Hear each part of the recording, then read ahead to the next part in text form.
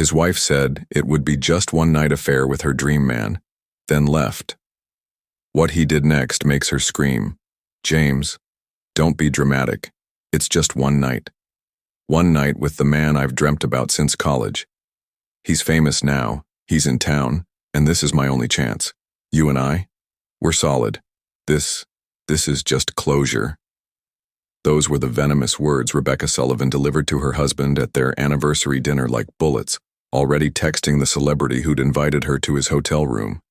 She had no idea that the quiet, reliable man sitting across from her was about to orchestrate the most brutal revenge in divorce history. What happened next will redefine everything you think you know about betrayal, marriage, and the true cost of taking someone for granted. Viewers, what would you do if your wife told you she was having a one-night stand with her dream man? Drop your comments below. Sit back, grab your popcorn, and let's dive into this story of betrayal and revenge. The fork slipped from James Sullivan's hand, clattering against his plate of untouched barbecue ribs. Across the dimly lit booth at Murphy's Steakhouse in downtown Atlanta, his wife Rebecca twirled her wedding ring between her fingers, a nervous habit he'd noticed more frequently these past few weeks. "Say that again." His voice came out hoarse, barely audible above the soft jazz drifting through the restaurant. "James, don't be dramatic. It's just one night. One night with the man I've dreamt about since college. He's famous now, he's in town, and this is my only chance. You and I? We're solid. This is just closure. It doesn't mean anything." "His name is Tyler." Rebecca finally looked up, her green eyes steady and cold. "He's that singer I showed you on Instagram last month, remember? I told you I had the biggest crush on him in college before he got famous." She took a sip of her wine, completely composed. "He's performing at the Fox Theater tonight, and I messaged him. We've been talking." The restaurant seemed to tilt around James. The clinking of silverware, the gentle laughter from nearby tables, the sizzle from the kitchen, everything became background noise to the pounding in his ears. "You've been talking to him?" "For 3 weeks." Rebecca's tone was matter-of-fact, like she was discussing weekend plans. "He remembered me from college, can you believe that? After all these years, Tyler Jackson remembered me." Her eyes lit up with the excitement James hadn't seen in months. "He's staying at the Ritz tonight, and he invited me up after his show." James felt his world cracking apart. "Rebecca, we're married." "I know that." She waved her hand dismissively. "This isn't about us, James. This is about me finally getting something I've wanted my entire life. You know how many nights I've dreamed about this man? How many times I've wondered what it would be like to be with someone like him instead of—" She caught herself. Instead of what? His voice was barely a whisper. "Instead of settling for safe." The words hung in the air like poison. "Look, James, you're a good husband. You pay the bills, you're reliable, you come home every night. But Tyler, he's everything I've ever fantasized about. This is my one chance." She reached into her purse and pulled out her phone, showing him a text thread. James could see the heart emojis, the late-night timestamps, the intimate tone of messages that had been flowing between his wife and her dream man for weeks while he worked late at his architecture firm, trying to provide the stable life she claimed to want. "I have to leave now if I'm going to make his show." Rebecca stood up, smoothing down her black dress, the same one she'd worn on their wedding night. "Don't wait up." She leaned down and kissed his forehead like he was a child being tucked into bed, then walked toward the restaurant exit with the confidence of a woman who just claimed her prize. James sat there, alone at their table, watching his wife disappear into the Atlanta night to meet her dream man. James sat motionless for 20 minutes, staring at Rebecca's half-eaten steak growing cold on her plate. The waiter approached twice, offering dessert menus and coffee. Both times, James shook his head without speaking. The couple at the next table was arguing about their teenage daughter's curfew. Normal problems. Normal marriage disputes. James envied them. He pulled out his phone and scrolled to Rebecca's location. She'd shared it with him months ago for safety. Ironic now. The blue dot showed her moving through downtown Atlanta traffic, heading toward the Fox Theater district, toward Tyler Jackson, toward her dream. The phone buzzed, a text from Rebecca. "Don't be dramatic about this. I'll be home by morning. We can talk then." Don't be dramatic. James deleted the message without responding. He paid the bill, left the restaurant, and drove home to their two-story colonial in Buckhead. Every room held memories that now felt poisoned. The kitchen where they'd cooked Sunday breakfasts, the living room where they'd planned their future, the bedroom where she'd told him she loved him just this morning. All lies, apparently. James pulled a single suitcase from the closet and began packing. Not everything, just essentials. Clothes, his passport, his camera equipment from the closet where it had been gathering dust for 4 years. The architectural photography gear he'd abandoned when Rebecca said she needed stability instead of a husband who traveled for work. His hands found the business card he'd kept in his wallet for 3 years. Harrison Mitchell, creative director at Apex Architectural Photography in Denver. "Call me when you're ready to be an artist again," Harrison had said after James turned down the job offer to stay with Rebecca. James dialed the number. "Harrison? It's James Sullivan. Yes, I know it's late. Is that position still available?" The conversation lasted 15 minutes. By the end, James had a job starting Monday and a temporary apartment arranged through Harrison's connections. He left no note, no explanation, no forwarding address. Instead, he did something that would haunt Rebecca for years to come. He went to their home office and began systematically removing every trace of himself from their shared life. He deleted himself from their joint social media accounts, removed his name from their shared streaming services, transferred half of their joint savings to his personal account. At 2:47 a.m., James loaded his suitcase into his car and drove through the empty streets of Atlanta, not toward home, but toward Hartsfield-Jackson Airport. He booked the earliest flight to Denver on his phone while idling in the departures lane, a one-way ticket to a life that no longer included her. He didn't look back at the house, didn't think about Rebecca discovering his absence in the morning, didn't imagine her panic when she realized he wasn't just angry, he was gone. James drove through the night toward Denver, toward a new life, while his wife lived out her fantasy with another man. Rebecca's key turned in the lock at 6:23 a.m. Her hair was disheveled, her black dress wrinkled, and Tyler Jackson's cologne still clung to her skin. She floated through the front door on a cloud of satisfied fantasy, already rehearsing the speech she'd give James about how this meant nothing, how they could move forward now. "James?" she called out, dropping her purse on the hallway table. "I'm home." Silence. She climbed the stairs, expecting to find him sulking in their bedroom. The bed was made, untouched. Her stomach tightened. "James?" Louder now. The closet door stood open. Empty hangers swayed slightly in the air-conditioning breeze. His side of the dresser cleared out, his toiletries gone from the bathroom counter. Rebecca ran downstairs, checking every room. The home office hit her like a physical blow. His desk was completely empty. His computer, his architectural drawings, his photography equipment, all vanished. She grabbed her phone, hands shaking, straight to voicemail. "James, what are you doing? Call me back. We need to talk about this like adults." She called 17 times. Each ring felt like a countdown to something terrible. By noon, panic set in. Rebecca drove to his architecture firm downtown. His colleague Mike looked genuinely confused. "James?" "He called in sick today, said he had food poisoning." "Did he say anything else? About taking time off, maybe traveling?" Mike shook his head. "He seemed fine yesterday. Mentioned something about updating his portfolio, but that's normal for architects." Rebecca spent the weekend calling everyone they knew. His college roommate in Seattle hadn't heard from him. His sister in Phoenix was equally clueless. Even their mutual friends seemed genuinely surprised that James had disappeared. Monday morning brought a call from their bank. "Mrs. Sullivan, we're calling about the joint account withdrawal made Saturday morning. Quite unusual to move that much money on a weekend." "What withdrawal?" $37,000.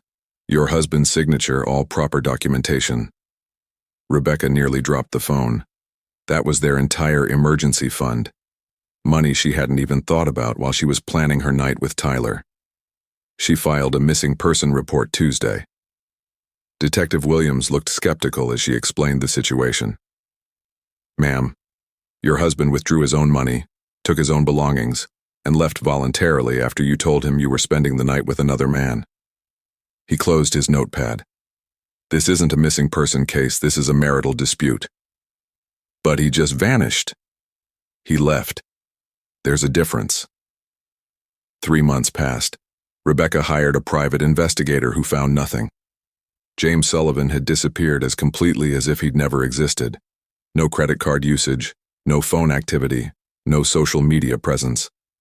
The man who'd sacrificed everything for her love had erased himself from her world with surgical precision. What she didn't know was that James wasn't hiding. He was rebuilding. James Sullivan died the night he walked out of Murphy's Steakhouse. The man who emerged in Denver was someone else entirely. Harrison Mitchell met him at the airport with a firm handshake and knowing eyes.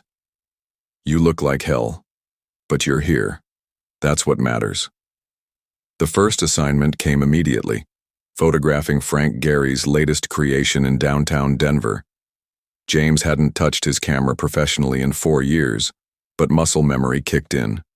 Through the lens, he found something he'd forgotten. His own voice. These shots are incredible, Harrison said, reviewing the images. Where has this talent been hiding? James didn't answer. Some truths were too raw to share. Week after week, assignments poured in. Architectural photography for luxury hotels in Aspen. A magazine spread on sustainable buildings in Portland. Corporate headquarters in San Francisco that needed an artist's eye to capture their vision. James threw himself into work with the hunger of a man making up for lost time. 18-hour days became normal. His small apartment filled with cameras, lenses, lighting equipment, tools of a trade he'd abandoned for domestic tranquility. But work wasn't enough. He enrolled in evening classes at the University of Colorado. Business management, digital marketing, investment strategies. If he was rebuilding his life, he'd build it right this time. The gym became his second home. The soft body Rebecca had grown comfortable with hardened into lean muscle.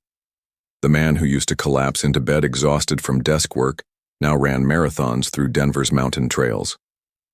6 months after vanishing, James launched his own company, Summit Architectural Photography. His first client was a resort chain expanding across the western United States. The contract was worth more than his annual salary at the Atlanta firm. Harrison watched James's transformation with amazement.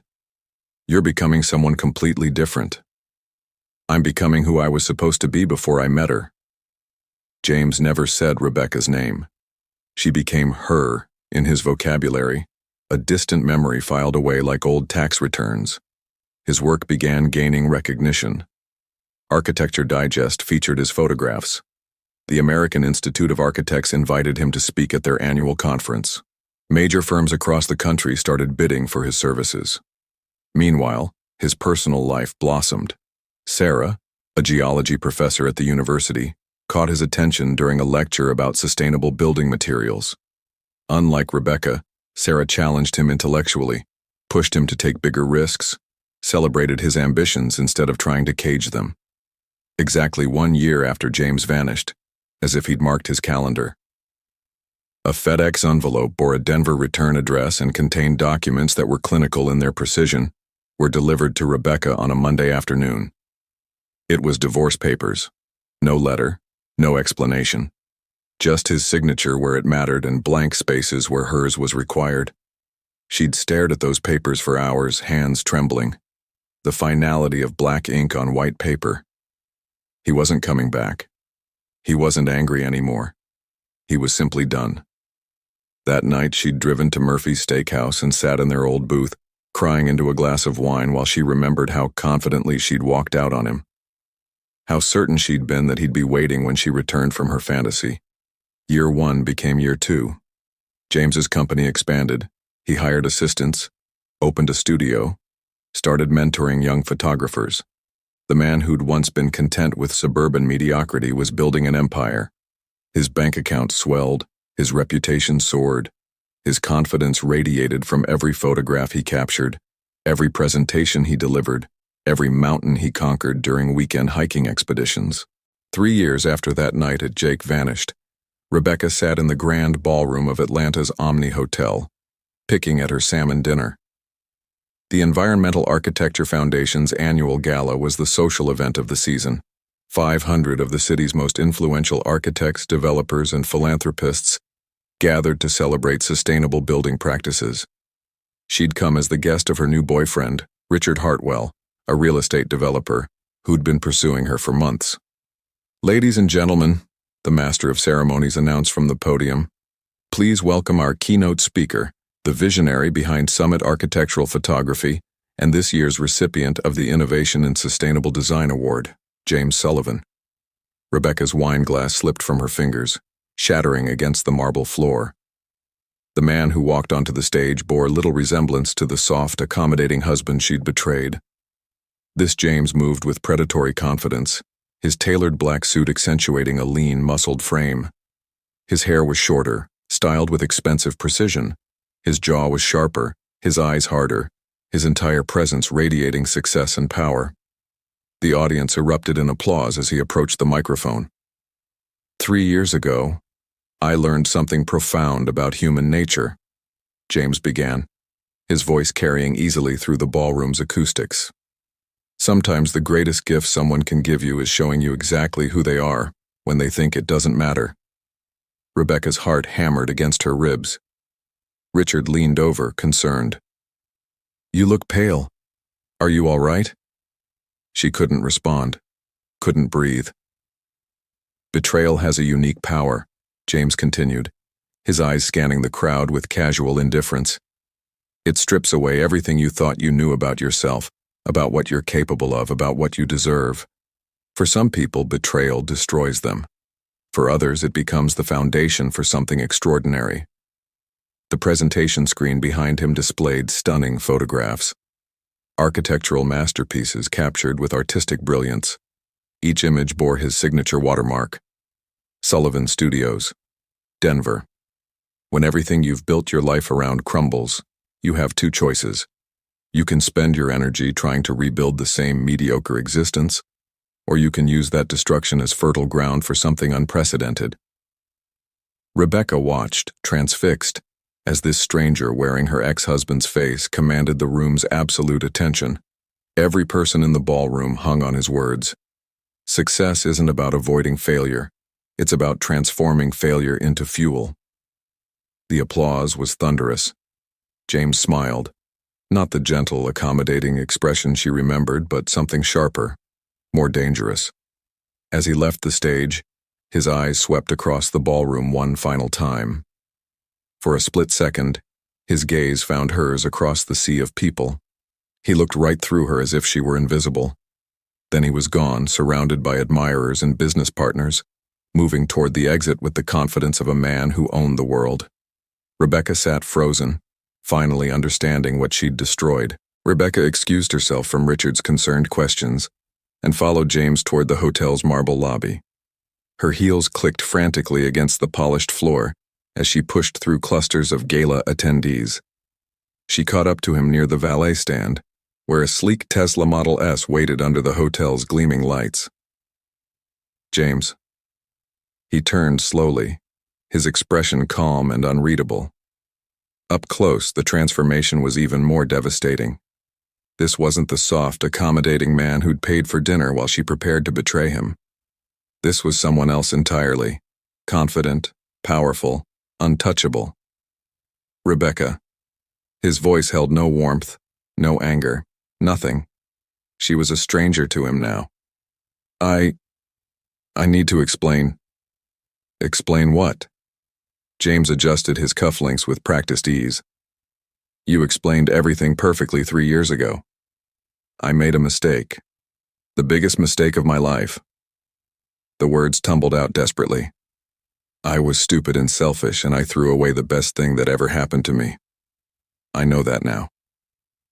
James studied her face with clinical detachment, the way he might examine a building's architectural flaws. You're right. You did throw away the best thing that ever happened to you. He paused, letting the words sink in. But I wasn't talking about me. Before Rebecca could respond, the Tesla's passenger door opened. A stunning woman emerged, tall, confident, radiating the kind of natural elegance that came from inner strength rather than desperation. She wore a simple black dress that probably cost more than Rebecca's monthly salary. Ready to go? The woman asked James, sliding her hand naturally into his. Almost. James turned back to Rebecca one final time. This is Sarah Mitchell, my business partner and fiancée. Sarah, this is Rebecca, someone I used to know. The casual dismissal hit harder than any screaming match could have. The best thing that happened to you, James continued, his voice steady and final, was learning exactly who you are when you think it doesn't matter. That knowledge set you free to live authentically. And it set me free to find someone who sees ambition as attractive rather than threatening. Sarah squeezed his hand gently, a gesture of support that spoke of partnership rather than possession. I forgave you a long time ago, Rebecca. But the man who needed your apology? He died the night you walked out of that restaurant. James opened Sarah's car door for her, then his own. I hope you find what you're actually looking for someday. The Tesla pulled away silently, leaving Rebecca standing alone under the hotel's bright lights as Atlanta's elite streamed past her toward their own successful lives. She watched the red taillights disappear into the night, carrying away the man she'd destroyed and the life she'd never be part of again. Some choices, she finally understood, don't get second chances. If you were in James' shoes, what would you have done? Do you think he overdo it? Don't forget to like and subscribe for more interesting and true-to-life stories.